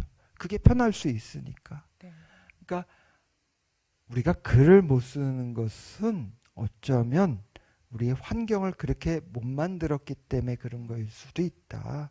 우리가 조금만 그런 환경들을 만드는데 좀 고민을 하면 된다. 제가 우리 대학원에는 야간 대학원에는 직장인들이 많이 와서 글을 쓰려는 사람들이 있기 때문에 교사도 있고 의사도 있고 일반 가정주부도 있고 뭐 일반 회사원들도 있고 그래요. 나이들은 막 40대, 50대, 60대 다양하게 있고요. 제가 그분들이 저한테 소설 어떻게 써야 잘 씁니까? 라고 처음 질문하면 제가 제일 먼저 하는 말이 이혼하고 오세요 라고 얘기를 해요. 그러면 오로지 저도 그래 본 경험이 많은데 그 주방 식탁에서 글을 쓸 때가 있습니다. 노트북을 두고. 소설이 잘 써지면 아무 문제가 없겠지만 소설은 대부분 안 써져요. 그러다 보면 주방의 풍경들이 자꾸 들어오게 되면 소설을 슬쩍 옆으로 치워놓고 그 뭐 설거지를 하든 건조기를 돌리든 빨래를 개키든 그 짓을 하고 있는 거예요. 당연한 겁니다. 그러니까 그런 상황들을 조금 만드는 것이 중요하다. 저는 무라카미 하루키가 위대한 작가고 좋은 작가라고 생각하지만 그 사람은 그런 거에서 그 무관하게 오로지 글만 쓸 수 있는 환경 속에서 글을 쓴 사람이에요. 저는 제가 존경해 많은 작가들이 여성 작가들이었던 이유 중에 하나가 이 여성 작가분들은 뭐 박경림 선생님도 그렇고 박한서 선생님도 그렇고 생활을 하면서 그 생활에서부터 소설로 옮겨오신 분들이에요. 저는 그분들을 훨씬 더 작품을 볼 때마다 존경하는 마음이 들곤 합니다. 그러니까 이게 그 어쨌든 자기 생활이나 그 속에서 어떻게 소설을 쓸 수 있는 시간과 공간과 그 여건을 조금이라도 확보하느냐, 그게 자기 뭐 모든 분들이 막 풀로 시간을 많이 투자하기 어렵다 할지라도 어쨌든 소설을 쓰고 글을 쓰시려는 분들은 그런 노력을 먼저 해서 어느 정도라도 확보하는 거, 이제 그거가 되게 중요하고, 이제 거기서부터 이제 우리가 이제 조금씩 차근차근 이제 글을 써놔서 채워갈 수 있다, 이런 말씀이신 것 같아요. 그 듣다 보니 지금 그 특히 장편은 몇 년에 걸쳐 쓰는 경우가 많고, 그 그 인물이랑 몇 년을 같이 사는 거잖아요. 그래서 지금 말씀하신 그 전환이 잘 안 되는 문제가 장편 같은 경우 훨씬 더 많이 나올 것 같은데요. 근데 이야기를 쓰다 보면 소설을 이야기를 이런 이야기를 쓰고 싶어서 아이디어가 떠올랐는데, 이게 그 어떤 분은 쓰다 보니 점점점 너무 길어져 가지고 그 다음에 중편으로 고치고 그 다음 장편으로 고치고 이런 경우도 있고, 그 다음에 이제 단편으로 길게 쓰려고 했는데 요새는 짧은 소설에서 단편보다도 좀 작은 사이즈도 있고요. 그래서 다양한 길이의 소설들을 이제 써보셨으니까 어떤 이야기가 단편 정도의 거리가 되고 어떤 건 이거는 좀 길고, 그런 그 사이즈 판단들을 어떻게 하시는지와 각각 분량이 다른 거에 따라서 쓸 때 어떤 것들을 좀 고려해야 되는지 말씀해 주시면 도움이 좀 될 것 같습니다. 그 이제 문학 개론서 혹은 문학 이론서를 보면 이런 것들에 대한 그 정의들이 아주 정확하게 나와 있죠. 뭐 단편 소설은 뭐 한 사람이 하나의 이야기로 이루어진 뭐 소설 뭐 이런 식으로 나와 있고, 장편 소설은 또 여러 가지 사건들과 여러 인물들이 혼재되어 있는 어떤 이야기들로 나누어지는 경우들이 있는데, 사실 실제는 그렇지는 않는 것 같아요. 뭐 장편이라고 하지만 뭐 그냥 한 사람의 이야기로 끝까지 쭉 가고 정말 지루하기 짝이 없는 어떤 이야기들도 있는가 하면 어떤 단편들을 보면 막 인물들이 막 수십 명이 나오는 단편들도 저는 본 적이 있어요. 굉장히 실험적인 단편들로. 근데 제가 보기엔 그런 거라기보다는 어느 평론가의 구분법이기도 했는데요. 단편 소설은 어떤 사건이 벌어지고 그 사건이 어떤 진실을 품고 있구나라는 순간에서 딱 멈추기만 해도 단편으로서는 훌륭한 단편의 어떤 소재가 됩니다. 하지만 장편은 사건이 일어나고 어떤 진실이 딱 벌어지고 나서 그 진실을 받아들인 사람들이 어떻게 응답했느냐까지 이어질 때 장편의 소설의 영역에 들어서는 것 같아요. 네. 그리고 또 하나 단편은 이건 피츠제럴드가 한 얘기인데요.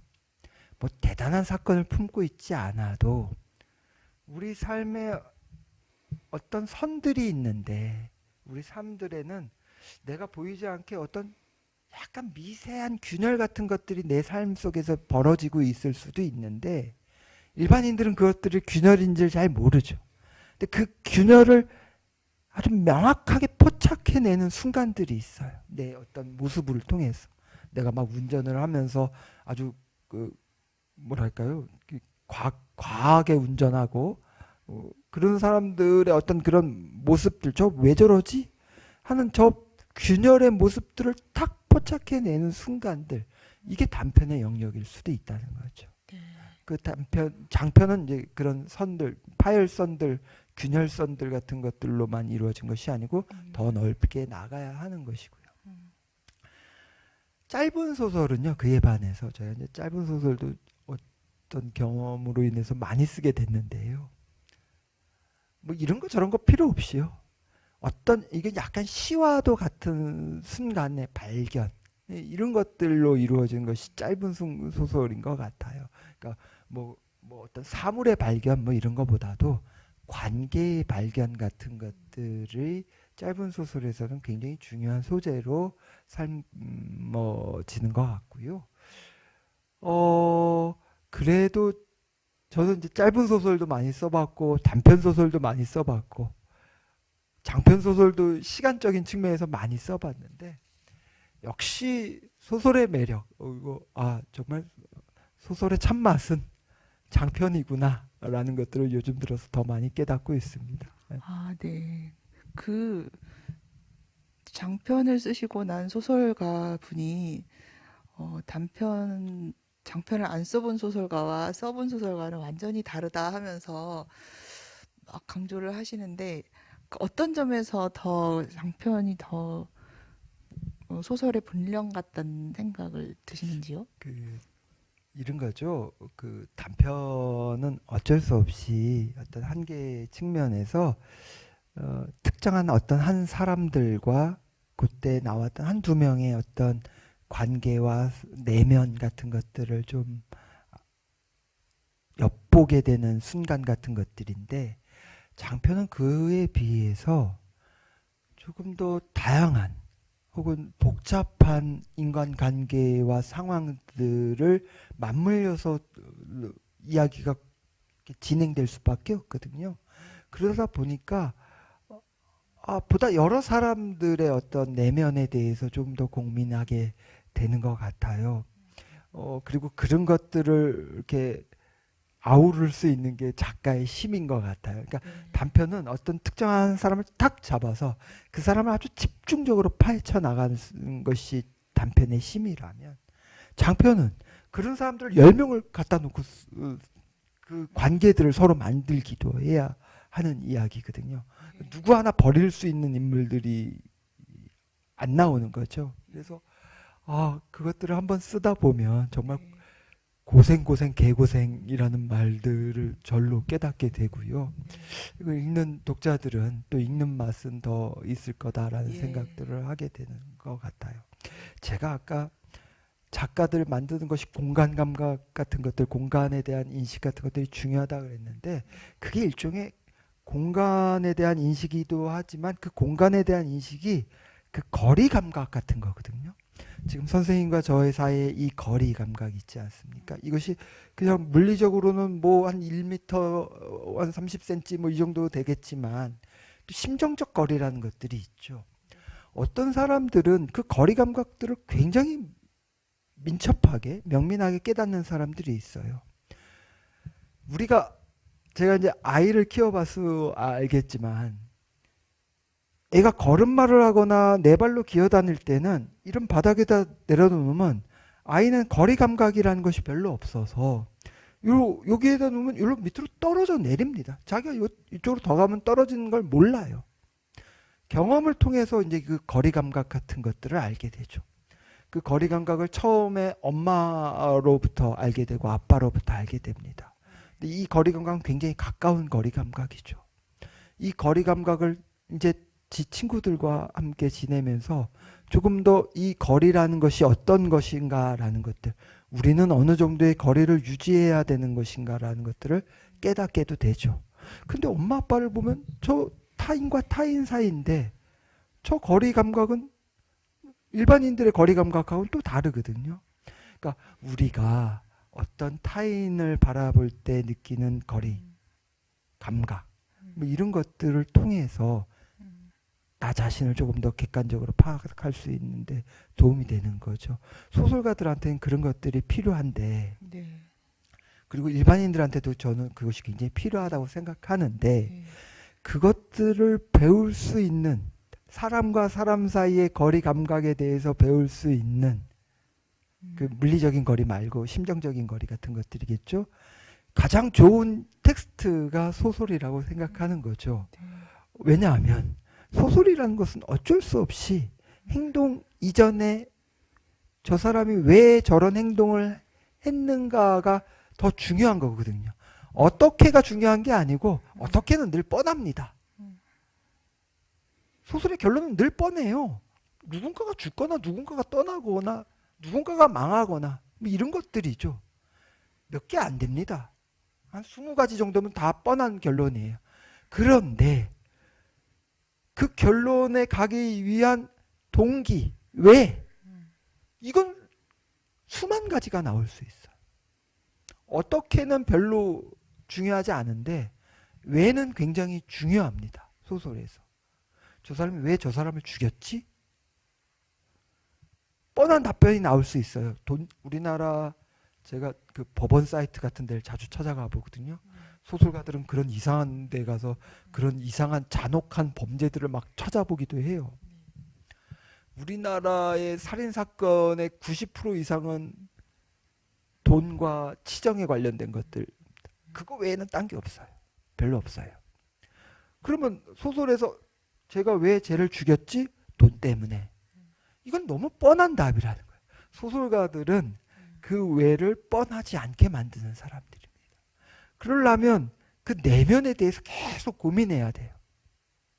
내면, 한 사람의 내면을 알기에 가장 좋은 텍스트가 소설이고, 그것이 우리의 심정적 거리 같은 것들을 보다 더 가깝게 만들어주는가, 멀게 만들어주는가, 이런 것들을 알게 해주는 중요한 잣대 같은 것들로 작동할 수 있다는 거죠. 그래서 저는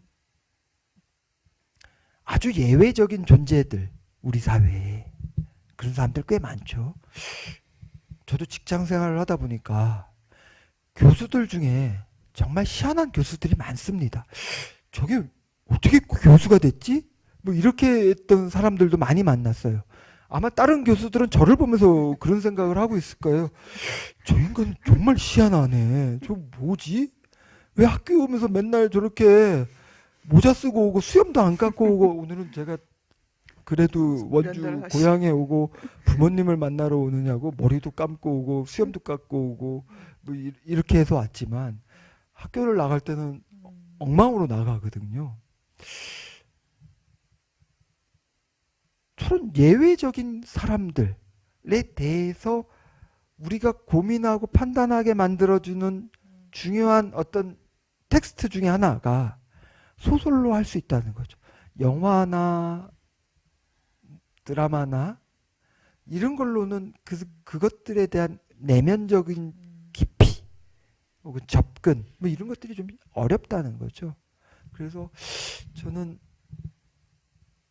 많은 사람들이 소설을 좀 더 많이 읽었으면 좋겠다라는 생각을 해요. 그러면 그 사람들의 내면 혹은 동기 뭐 이런 것들에 대해서 네. 조금 더 우리가 유연하게 또 다양하게 받아들일 수 있는 힘이 있지 않을까 네. 그렇게 생각하고 있습니다.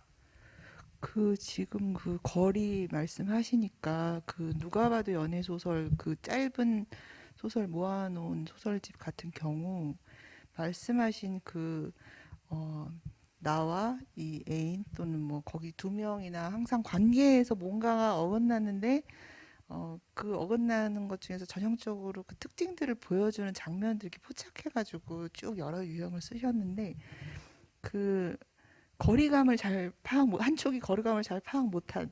예를 들어서 이 관계에서는 이런 태도와 이런 어떤 자세여야 될 것 같은데 거기서 뭔가 실수가 나거나 파악이 안 되면서 계속 어긋나는 어떤 관계 유형들을 계속 보신 것 같아요. 그래서 그런 부분에 되게 계속 관심이 많으시구나 그 생각이 들었어요. 그리고 그 삐끗 뭐 저 되게 인상적인 게 그 강아지를 이제 헤어져서 자기가 키우다가 이제 그 여자친구한테 이 강아지 데려가라고 6개월 후에 만나는데 강아지 딱 데려가니까 나도 데려가야지 하고 외치는 그 부분 되게 인상적이었는데 그래서 짧은 소설이다 보니 이제 주인공이 아직도 그 왜 이 관계가 뭔가 어긋나거나 내가 이 관계에 적당한 거리, 적당한 그 관계에 대한 적당한 태도 이걸 왜 잘 파악을 못했는지 그 의문을 가진 상태로 이제 짧게 짧게 진행이 되는데 어,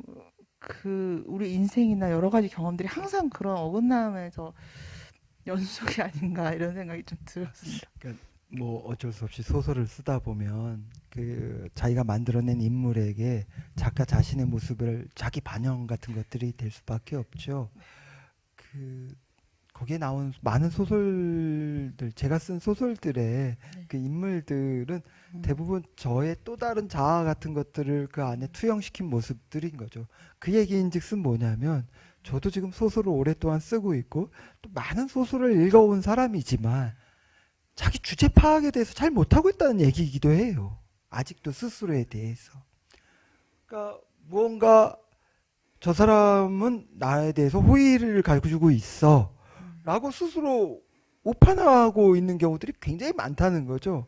제가 글을 쓰다 보니까 난 그래도 작가니까 저 사람은 내 소설을 읽었으니까 날 괜찮게 생각할 거야 라고 스스로 오판할 때가 있고 그 오판이 그 사람과의 관계에서도 그대로 드러나는 경우들이 꽤 많았었던 것 같아요. 이게 이제 주로 한국 남자들이 하는 그 오판 중에 하나고 주제 파악 못하는 어떤 지점 중에 하나인데 그만큼 또 역사적으로 그런 시대들이 그런 것들을 만들어냈다는 거죠. 그래서 제가 느끼는 것은 중요한 것은 일단 어떤 거리 감각 같은 것들을 갖는 데에서 중요한 것 중에 하나는 자기 자신에 대한 인식, 객관적 인식 같은 것들이 중요하다. 그 공간 감각 같은 것들이 중요하다. 근데 그것들이 소설을 무작정 읽는 것으로 얻어질 수 있는 것은 아니고 내가 써봐야 되는데 이것들을 많이 고치면서 좀 써봐야지만 그러니까 글 쓰는 과정들이 바로 그 자기의 주제 파악하는데 굉장히 유용한 도구가 되기 때문에 저는 제 독자들도 같이 소설을 써보자 라고 얘기했던 중요한 그 원인 중에 하나였던 것 같아요. 그러니까 자기가 써보면 자기 문장이 얼마나 후지다는 거 그리고 자기가 만들어낸 인물들이 아니 후진데 나랑 닮았네? 뭐 이런 것들을 스스로 깨닫게 되는 지점들이 좀 있거든요. 자기 모습을 보게 되는 그렇죠. 네. 그게 왜 우리가 제가 오늘도 이렇게 나올 때는 거울을 한번 쓱 이제 마지막 이제 나올 때 오늘 그래도 유튜브에 나갈 텐데 큰일이네. 유튜브에 안 나가 그냥 오늘 온 사람들하고만 끝나면 되는데 그러면서 이제 거울 앞에 평상시보다도 마지막까지 점검을 했을 거 아닙니까? 거울을 우리가 떠나는 순간은 우리가 가장 괜찮아 보일 때 떠나요, 스스로. 그리고 요 앞에 와서 셀카를 한번 찍어보면요, 이거는 내가 아까 보던 모습이 아닌데? 라는 생각들을 좀 많이 하죠. 그러니까 우리가 그나마 또 요즘은 셀카를 찍을 때도 스스로 어떤 각도를 만들어내가지고 자기 자신을 속이는 사람들도 꽤 많은데, 사진을 찍혔을 때의 자기 객관화의 모습 같은 것들이 좀 많이 드러나는 경우들이 있죠.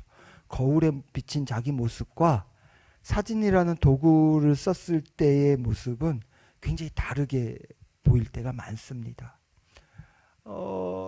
저에게 있어서 소설을 쓰는 행위는 바로 내 모습들을 사진으로 포착하는 것들과 좀 비슷한 경우인 것 같아요. 그래서 나의 내면을 찍는 사진과도 같은 거죠. 그래서 많은 분들이 자기의 속마음들을 그렇게 아주 화소가 높은 사진으로 이렇게 한번 찍어봤으면 어떨까, 그런 경험들을 갖는 것도 저는 도움이 될 거다라는 생각들을 많이 합니다.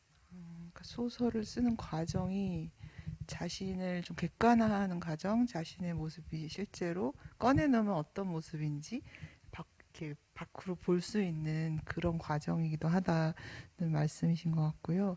계속 지금 원주 얘기에서 지역 문제라든지 공간이기도 그렇고, 공간에서 자기가 어느 정도 위치인지, 그다음 관계에서도 적정한 거리라든지 실제 관계상에서 거리가 얼마인지 그런 거를 계속 강조하시는데, 그게 어떻게 보면은 객관적이어야 한다, 소설가는. 그리고 객관화하려고 해야 된다, 그런 거로 좀 이렇게 수렴이 되는 것 같습니다. 예. 뭐 그런 것도 있고요. 또 네. 하나는 요즘은 객관화한다는 것이 정말 쉽지가 않은 일 같아요. 어떤 스탠다드들이 이렇게 뭐 말하자면 예전에는 뭐 종교가 지배했던 시절에는 그냥 성경책대로 살면 되는 거예요. 정해진 규범대로. 그렇게 살았던 시절에는 인류가 그렇게 큰 고민을 품지는 않았어요. 우리도 지금 법전이 있죠. 우리가 지켜야 할 뭐 헌법이 있고 성문법이 있고 다 법률적인 지점들을 지키면서 살아가야 된다라고 하지만, 그것만으로 우리의 모든 삶이 판단 내려지거나 우리의 가치가 드러나는 경우는 아니거든요. 그래서 더 어려운, 객관화하기가 더 어려운 시절이고, 또 무언가를 따라가야 하는 어떤 나의 삶의 방향성 같은 것들을 정하는 것도 너무너무 힘들어진 시대다. 그렇게 된 시절에 우리는 과연 어떻게 사는 것이 더 나은 삶일까? 지금 다 비슷비슷하게 살고 있거든요. 다 가치들이 비슷해요. 제가 원주에 살다가 서울로 갔고, 서울에 살다가 광주광역시로 갔는데, 광주광역시로 가면서 걱정을 했어요. 광주 사람들이 되게 상처가 많기 때문에 굉장히 편협하고 뭔가 나를 이렇게 그 틈 안으로 끼워주지 않으면 어떡하지? 전혀 안 그런 거예요. 거긴 사투리가 굉장히 심하다고 들었는데, 나도 그럼 가서 그냥 사투리를 계속 쓰면서 살아야 되나? 사투리를 안 써요, 요즘은. 제가 처음 가서 그런 얘기를 했어요. 야, 이제 이마트만 있으면 다 똑같구나. 어느 도시나 다 이마트만 있으면 다 거기겠구나. 라는 생각을 할 만큼 지역적 특색, 뭐 이런 것들도 다 사라져 버리는 시대에 우리가 놓여져 있는 거예요. 이럴 때일수록 우리가 과연 어떻게 사는 것이 더 나은 삶인가, 이런 것들을 찾기가 더 어렵다는 거죠. 그렇다고 뭐 우리 시대의 가치 같은 것들이 있잖아요. 돈, 뭐 명예, 부, 건강, 뭐 이런 것들이 있잖아요. 그러다 보니까 제가 이제 오늘 이 유튜브를 찍으면 여기에 지금 실시간으로 보는 사람들이 과연 몇 명이나 될지 알 수 없고, 또 이것이 조회수가 얼마나 될지 알 수 없지만, 제가 어떤 소설을 그 자료 조사하느냐고 유튜브 찾아 들어가서 암호화폐 뭐 이런 것들을 쳐봤어요. 조회수가 어마어마해요. 사람들의 가치가 지금 어디로 가 있다는 것들을 극명하게 보여주는 사례 같은 것들이 있죠. 근데 과연 그렇게 사는 것이 더 나은 삶인가? 우리가 죽도록 돈을 쫓아가서 사는 것이, 더 넓은 아파트에서 사는 것이, 더 좋은 자동차를 몰고 사는 것이 더 좋은 삶인가? 거기에 다른 대답들이 있을 수 있다는 거죠. 그래서 어떤 객관화의 어떤 그 하는 것들에 대한 어려움, 그리고 어떻게 살아가신 것인지 어떤 방향성을 찾기 어렵다는 것들, 이런 것들이 굉장히 놓여져 있어서 사실 글을 쓰는 사람으로서 굉장히 그런 것들이 쉽지 않은 과제입니다. 하지만 그런 것들을 뚫고 자기 이야기로 세계를 바라본 또 좋은 작가들의 작품들이 꽤 많이 있거든요. 그리고 저보다도 후배인 작가들, 젊은 작가들, 요즘 젊은 작가들의 감수성 같은 것들이 굉장히 뛰어난 게 어떤 발현된 작품들을 저는 많이 읽었거든요. 그래서 많은 분들이 그런 작품들을 많이 좀 읽어보면서 내 삶이 과연 지금 어떤 방향으로 가고 있는가? 이 사람과의 나의 차이는 무엇인가? 뭐 이런 것들을 통해서 자기 객관화를 조금 더 만들어낼 수 있다고도 저는 생각하고 있습니다. 네. 또 하나 좀 여쭤보고 싶은 게 있는데요.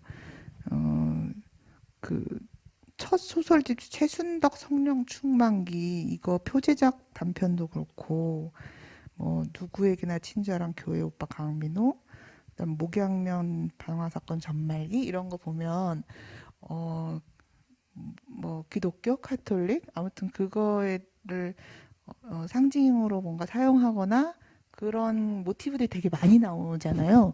그런 게 뭐 어떤 이유가 있을까요? 그것도 이 원주가 준 저에게 준 큰 선물인지 어떤지는 네. 잘 모르겠는데요. 네. 원주에서 친한 친구들 만났을 때 저희 때는 이제 남녀 공학 중학교 고등학교가 없었거든요. 그래서 중학교 시절부터 여자친구들을 보는 유일한 장소는 교회였습니다. 그래서 그 여자친구를 만나기 위한 어떤 신앙적 어떤 가짜 신앙 삶을 시작했던 거죠. 네.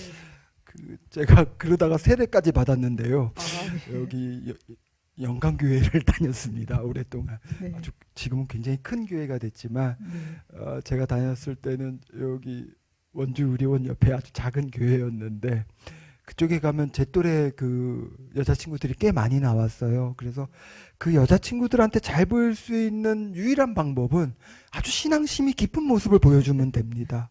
그래서 기도할 때도 뜻하지 않게 막 통성기도 같은 걸 하게 되고, 저 친구들한테 뭔가 허세를 보이기 위해서는 성경책도 열심히 읽어서 너 마태복음 5장 35절에 이런 말씀이 있어. 뭐 이렇게 그 친구들한테 계속 이렇게 제 자신을 이렇게 과시할 필요가 있었기 때문에 성경책도 굉장히 많이 읽었어요.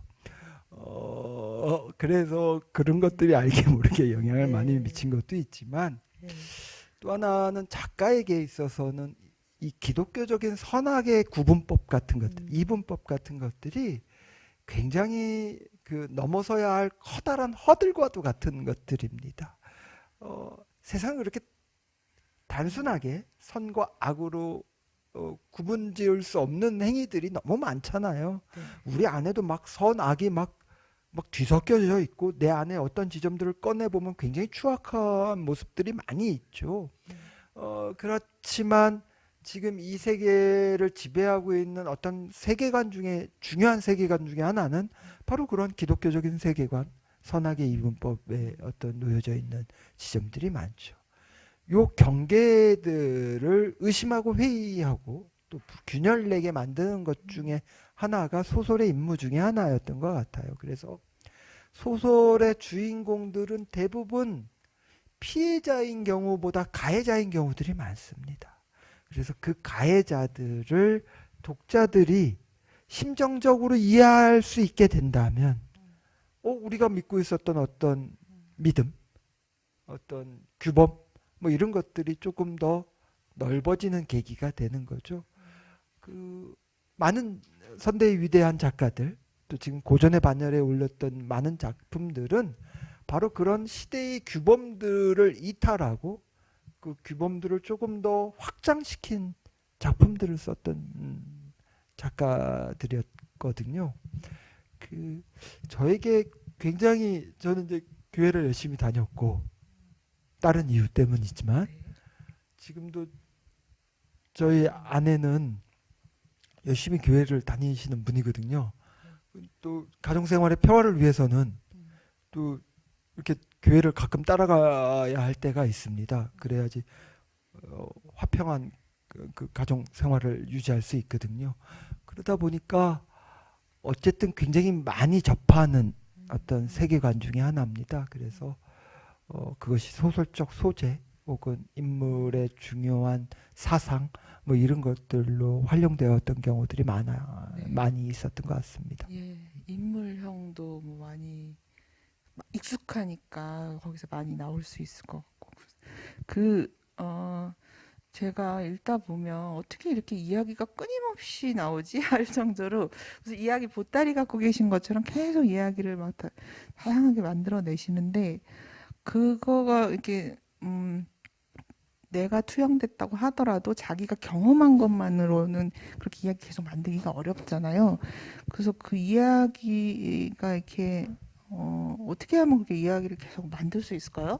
이제 많은 독자분들한테 이제 그런 질문들을 많이 받습니다. 저뿐만이 아니고 다른 작가들도 아마 같은 질문들을 많이 받을 거예요. 도대체 당신은 어디서 그렇게 많은 소재들을 다 당신의 경험은 아닐 텐데 어떻게 얻습니까? 사실은 작가들에게 영감을 가장 많이 주는 순간은 독서를 할 때인 것 같아요. 그러니까 작가는 쓰는 자이기도 하지만 읽는 자이기도 합니다. 누구보다도 많이 읽는 사람들이죠. 그리고 그 읽으면서 그 작품을 모방한다는 것이 아니고 나라면 이렇게 인물들을 새롭게 만들어낼 텐데 라고 영감을 받기도 하죠. 근데 비단 그것이 소설뿐만이 아니고 다른 작가의 소설뿐만이 아니고 뭐 사회학 책이라든지 인류학 책이라든지 혹은 아주 무슨 정신 임상학 책 같은 것들도 저에게 훌륭한 영감을 주는 독서 체험이 되기도 하고요. 또 하나는 작가들 만나보면요. 대부분 아직까지도 이렇게 뭐 운동을 위한 것이 아니고 그냥 할 일 없이 산책하는 인간들이 꽤 많이 있습니다. 이 21세기 2021년에 굉장히 안 맞는 성향인 거죠. 어디를 지금 무슨 산책을 하고 있습니까? 근데 혼자 어떤 다른 것들을 다 좀 차단한 상태에서 오랫동안 생각하는 시간들을 갖는다는 것이기도 하지요. 그런 친구들이 꽤 종종 있습니다. 그 제가 가르치고 있는 학생들 중에서도 소재를 얻기 위해서 선생님 전 인터넷에 바다에 빠져들어요. 그럼 인터넷에만 빠지게 됩니다. 저희에게 가장 커다란 적은 네이버나 구글이죠. 그것들과 좀 거리를 좀 두고 멀어질수록 이야기는 더 많이 우리에게 찾아오는 것들을 저는 좀 경험한 것 같아요. 뭘 찾기 위해서 막 이렇게 인터넷 들어가면요. 괜히 연예인들이 결혼을 했다, 이혼했다, 뭐 이런 얘기들을 많이 더 알게 될 뿐인 것 같아요. 그래서 좀 가까운 사람들을 보면서도 좀 많이 상상하는 것도 있는 것 같습니다. 그 소설을 쓸 때 주변이나 경험이나 뭐 주변 인물을 관찰하거나 경험하거나 거기서 출발을 하긴 하는데 그 어쨌든 그게 그 사람 자체의 얘기를 그대로 갖고 오는 건 아니잖아요. 그게 또 소설가들이 써야 할 때 항상 그런 고민을 한다. 실제 인물이나 사건들을 어떻게 소설적 인물로 이렇게 누구 개인 이야기인 것처럼 하지 않도록 고민을 한다고 하시는데 거기에 대해서 좀 말씀해 주시고 있나요? 그런 지점들이 사실 소설가들한테 굉장히 어려운 지점들 중에 하나입니다. 자기도 모르게 예.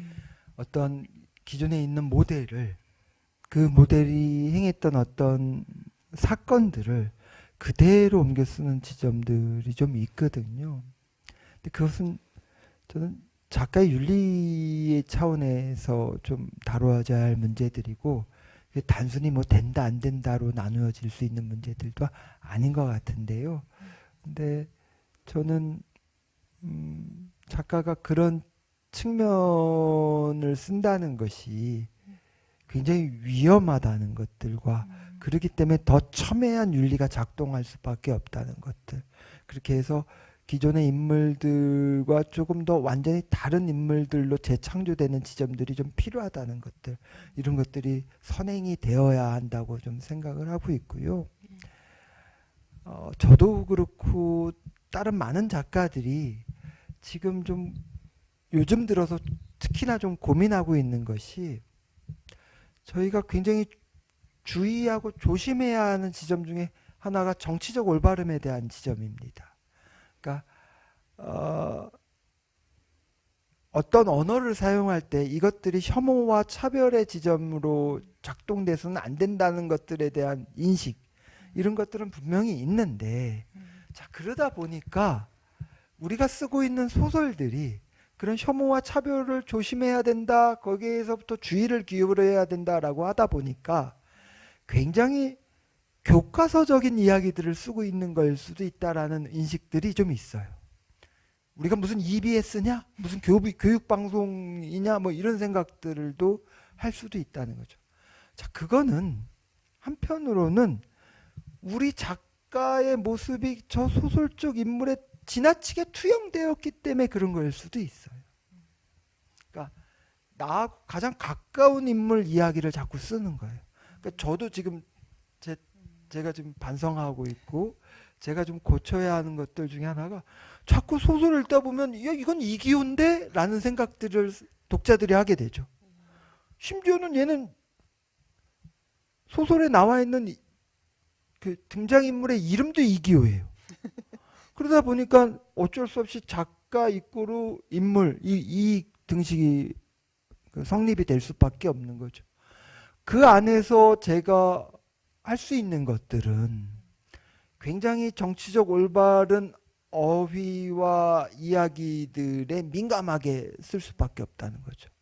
그러다 보면 이거 작가의 인식이 될 수밖에 없으니까.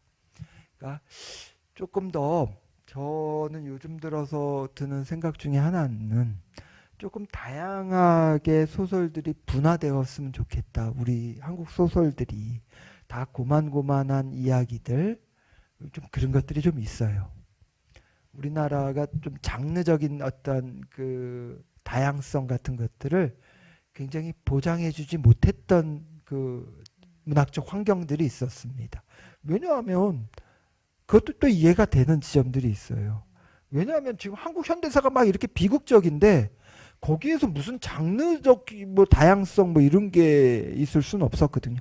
문학은 현실과 응전하는 어떤 가장 최전선에 나와 있는 도구여야 한다라는 것들이 작가들의 인식이었거든요.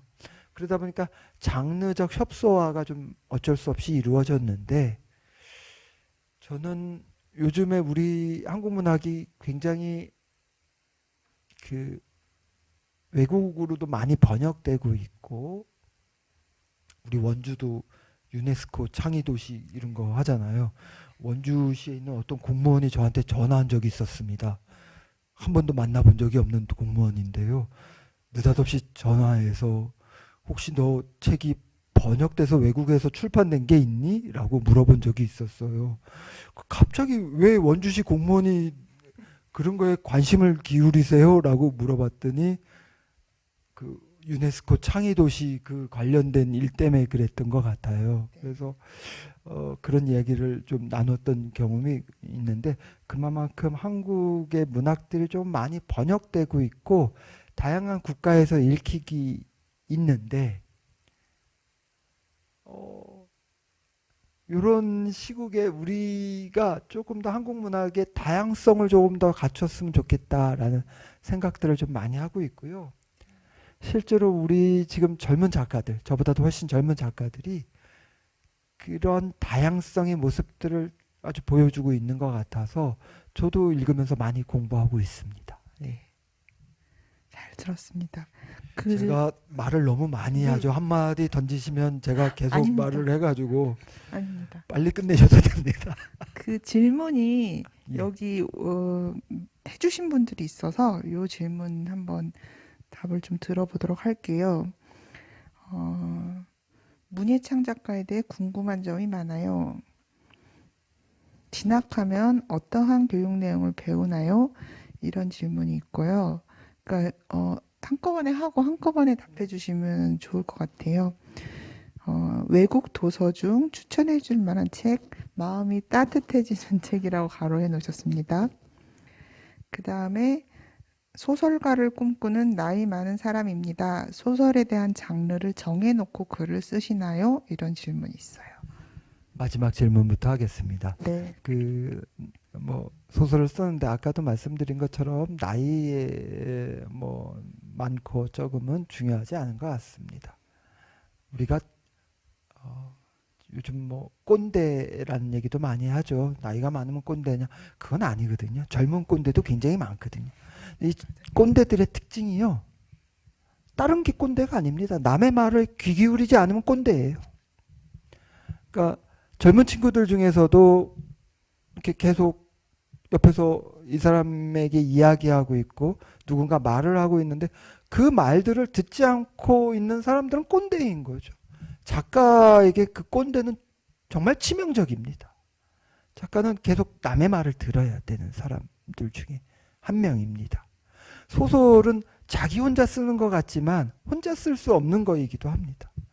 저는 어떤 조직 같은 것들을 만들었으면 좋겠어요. 소설을 쓰시려는 분들은 우리가 지금 제가 우스갯소리로 조직이라고 했지만 동인이나 모임이나 그러니까 말하자면 공부 모임 같은 것들이죠.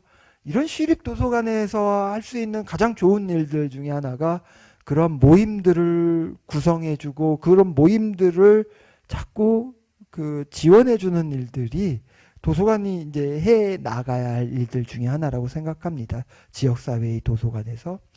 왜 그래야 되냐면 같이 쓰면서 자기 소설에 대해서 끊임없이 남이 해주는 이야기들을 듣는 겁니다. 꼰대 있는 경우들은 그런 얘기들을 들지 않죠.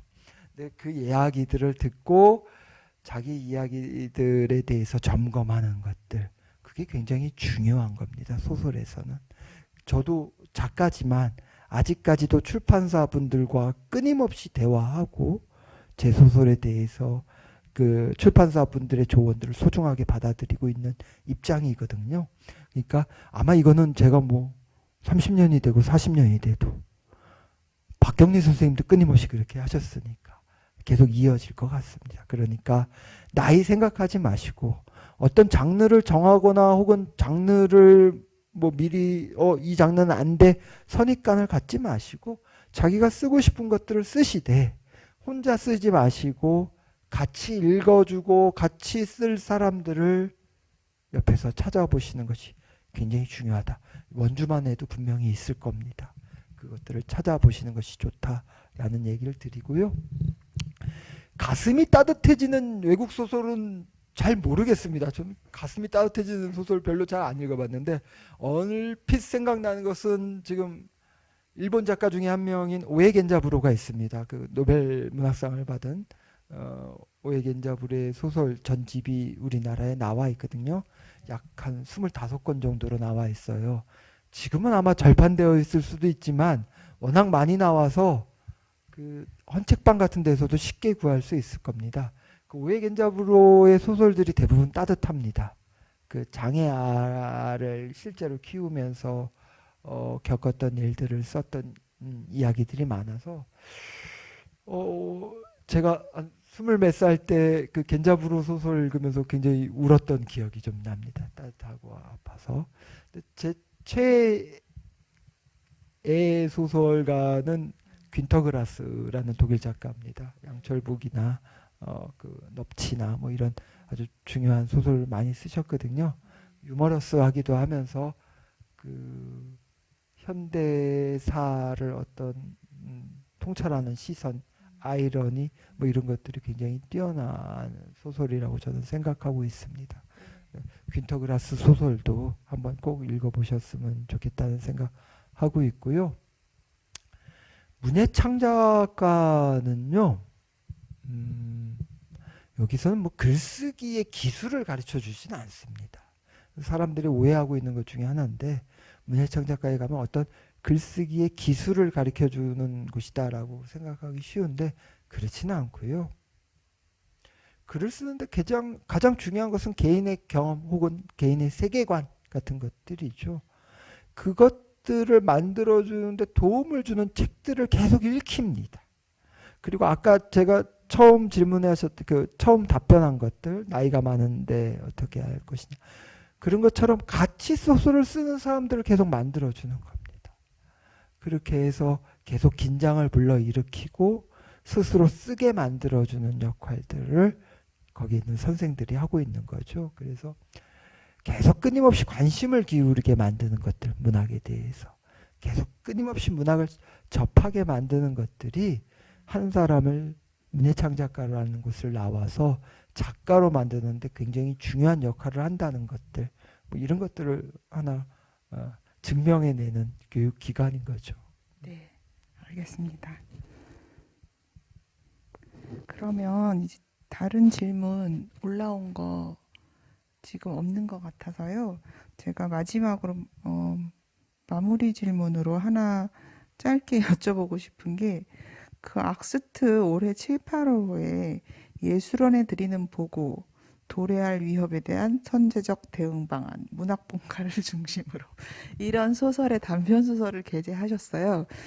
이게 이제 카프카의 학술원에 드리는 보고 막 이 제목도 생각이 나면서 뭔가 실태 조사, 인터뷰 막 이런 게 우리나라 예술원 문제에 관해서 보고서 형식으로 쓴 소설이라서 되게 재밌게 읽었는데요. 이 소설을 쓰시게 된 계기 뭐 이런 거 짧게 한번 말씀해 주실 수 있을까요? 그 질문에 대한 대답하면서 제가 이제 오늘 이렇게 할 것들에 대해서 마무리를 좀 하면요. 뭐 그걸 이제 복잡하게 들어가면 예술원이라는 정부의 기관 뭐 이런 것들과 그 안에 있는 예술원 회원들에 대한 이야기 뭐 이런 것들을 길게 이야기해야 되는데요. 그걸 이렇게 길게 이야기할 자리라기보다는 그걸 쓰게 된 이유와 그것들을 하게 된 그것들을 조금 더 공론화하는 작업을 하게 된 이유는 이 팬데믹 상황이 굉장히 결정적이었어요. 뭐 말하자면 이 코로나 전국이 많은 사람들에게 어려움 그리고 그 생계의 위협 뭐 이런 것들을 주고 있지만 특히 예술가들에게도 마찬가지거든요. 그 중에서도 이제 막 예술가가 된 친구들, 이 신인 예술가들에게는 정말 치명적인 어떤 위협이 될 수도 있습니다. 근데 그런 위협들을 같이 좀 나누어서 분산시켜서 없애고 이 사람들을 도우라고 있는 것이 국가기관이죠. 국가가 할 수 있는 중요한 일들 중에 하나죠. 근데 정작 그 친구들에 대한 도움보다도 기존에 있는 예술가들, 이미 명망을 얻은 예술가들에게 우리나라의 문화예술 예산이 집중되어 있다는 것들. 그러니까 저 같은 사람들한테 문화예술 예산이 투여할 필요는 없어요. 그냥 저도 이제 22년 차 정도 됐으니까 책을 내면 어느 정도는 팔리고 또 그것이 안 팔린다고 해도 학교 선생 노릇하고 있으니까 경제적인 지원 같은 것들을 제 또래의 예술가들한테 할 필요는 없어요. 그 예술에 대한 예산은 언제나 새로운 것, 언제나 신인에게 가야 하죠. 우리나라는 정반대가 되어 있단 말이죠. 그래서 그것들을 좀 공론화하자. 그리고 그것들을 좀 고쳐보자라는 의도에서 목소리를 내게 된 거고요. 그것들은 뭐 앞으로 좀 잘 되지 않을까, 좋은 방향으로 흘러가지 않을까 그렇게 좀 기대를 하고 있습니다. 그것뿐만이 아니고 예술에서의 많은 부조리가 있죠. 많은 부조리가 있고 그 부조리들은 대부분 자본에서 오는 부조리일 경우들이 꽤 많습니다. 그것들이 바탕이 돼서 근데 저도 그렇고 선생님도 그러시겠지만 제가 처음 막 그 소설가가 되고 싶어, 그 소설가로 살겠어라고 하면서 등단을 준비하고 또 등단이 막상 돼서 등단은 만약 막상 됐지만 아무도 나를 작가라고 인정해주지 않고 막 4, 5년 동안 저도 철저하게 무명 생활을 거쳤는데요. 그때도 한 번도 후회해 본 적은 없었습니다. 경제적으로 훨씬 더 지금보다 궁핍하고 공궁하고 내 인생, 내 이번 인생은 망한 거 아닐까? 난 그러면 만약에 소설가로서 제대로 안 되고 나 소설가도 못 됐으면 난 이제 취업할 수도 없는 연령이 됐는데 난 이제 어떻게 살지? 그래, 그럼 뭐 편의점 알바를 하면서 평생을 한번 살아보지. 하지만 난 내가 좋아하는 것들을 한번 하면서 살아보겠어. 라고 용기 냈던 게 저의 결정적인 순간이었던 것 같아요. 제가 이제 작가가 막 됐을 때와 작가가 됐는데도 1년에 200만 원을 채 벌지 못했던 그 원고료 수입으로는 그렇게 해서 제가 공공도서관에 와서 하는 말은 아니지만 그때 저를 그나마 버티게 해줬던 것들이 이런 시립도서관 같은 도서관이었어요. 제가 그때 나갔던 도서관은 집 근처에 있었던 도서관에는 지하에 그 일반인들이 이용할 수 있는 식당이 있었는데 식당에 그 식사값이 무지하게 쌌습니다. 그러니까 뭐 무료로 이용할 수 있게 책을 볼 수 있는 곳이었고 멀티미디어실에 가서 영화를 보고 지하에 내려가서 식사를 하면서 그래도 난 작가지. 그래서 난 내가 하고 싶은 일들을 할 수 있어. 그리고 가난하고 좀 공궁하지만 버틸 수 있는 어떤 힘이 되어줬던 공간 중에 하나입니다. 이 공간이. 그래서 많은 독자분들한테도 저는 같이 소설을 씁시다라는 얘기를 많이 합니다. 근데 이 같이 소설을 쓰자는 얘기는 같이 소설로 돈을 벌자는 얘기가 아니고 같이 소설을 쓰면서 나에 대해서 조금 더 알아가고 나에 대해서 조금 더 알아가는 것이 나에 대해서 조금 더 용기를 낼 수 있는 어떤 힘이 되어 줄 것이다 라고 제가 경험을 한번 해봤기 때문에 많은 분들한테도 그런 얘기들을 하고 싶고요. 소설이 대단한 것은 아니다. 뭐 대단한 겁니까? 저는 소설을 그만둘 수도 있습니다. 그만 쓸 수도 있습니다. 그것이 삶보다 중요하다고 생각하지 않습니다. 대단하지 않으니까 같이 소설도 읽으면서 세계에 대해서 간접 체험을 좀 많이 하고 또 다양한 감수성 같은 것들을 받아들이고 중요한 거는 우리는 소설을 읽게 되면 꼰대는 되지 않는 것 같아요. 그게 중요한 것 같습니다. 네, 오늘 긴 시간 토요일 저녁에 와서 말씀 잘 들었고요. 네, 되게 귀하고 즐거운 시간이었습니다. 예, 이거로 마치겠습니다. 저도 덕분에 즐거웠습니다. 네, 감사합니다. 네.